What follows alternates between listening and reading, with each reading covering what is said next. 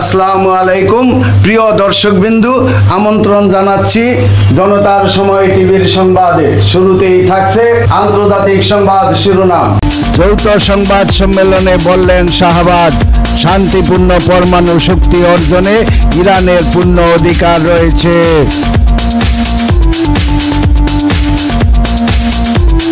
পাকিস্তানের প্রধানমন্ত্রী শাহবাজ শরীফ রোববার ইরানের শান্তিপূর্ণ পরমাণু শক্তি অর্জনের অধিকারকে সমর্থন জানিয়ে বলেন, এই গুরুত্বপূর্ণ ইস্যুতে ইসলামাবাদ তেহরানের পাশে রয়েছে।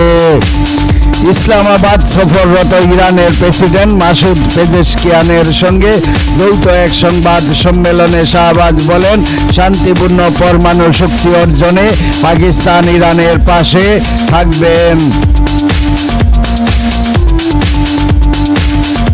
রোববার ৩রা আগস্ট এক প্রতিবেদনে খবর দিয়েছে জিও নিউজ।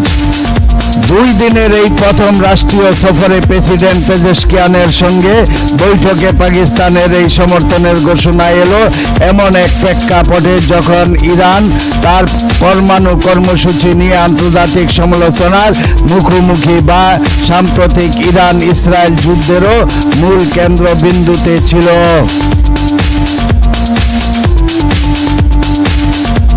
ওই সংঘাতে যুক্তরাষ্ট্র ইরানের একাধিক পরমাণু স্থাপনায় বিমান হামলা চালায়। এদিকে যুক্তরাষ্ট্র এবং তার ইউরোপীয় মিত্র ফ্রান্স, জার্মানি, যুক্তরাজ্য চলতি আগস্টের শেষ নাগাদ ইরানের সঙ্গে একটি পরমাণু চুক্তিতে পৌঁছানোর জন্য সময়সীমা নির্ধারণ করেছেন। এরই মধ্যে তেহরান ইউরোপীয় দেশগুলোর সঙ্গে সোজা সাপটা পরমাণু আলোচনা চালিয়ে যাচ্ছেন।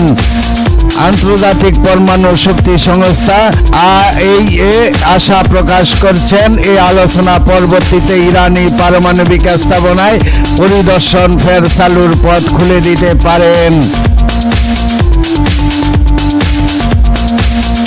২০১৫ সালের যে পারমাণবিক চুক্তির আওতায় ইরানের উপর আরোপিত নিষেধাজ্ঞা তুলে নেওয়া হয়েছিল, তাতে এখনো চীন, রাশিয়া, ইউরোপীয় ৩ দেশ অংশীদার থাকলেও যুক্তরাষ্ট্র ২০১৮ সালে সেখান থেকে সরে দাঁড়ায়।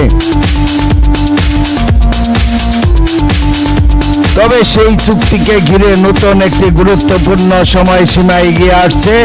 আগামী 18 অক্টোবর এই দিন চুক্তি সম্পর্কিত জাতিসংঘের একটি প্রস্তাবের মেয়াদ শেষ হবে।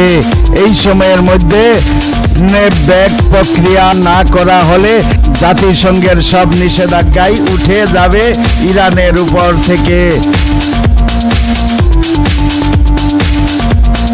আর যদি সেই প্রক্রিয়া সক্রিয় হয় তাহলে স্বয়ংক্রিয়ভাবে ফের নিষেধাজ্ঞা কার্যকর হবে, যার আওতায় হাইড্রোকার্বন, ব্যাংকিং ও প্রতিরক্ষা খাত পর্যন্ত পড়বে। প্রিয় দর্শকবিন্দু, আজকের প্রতিবেদন এই পর্যন্তই এখানেই শেষ করছি। আমি মনসুর রহমান পাশা, জনতার সময় টিভি। আল্লাহ হাফেজ।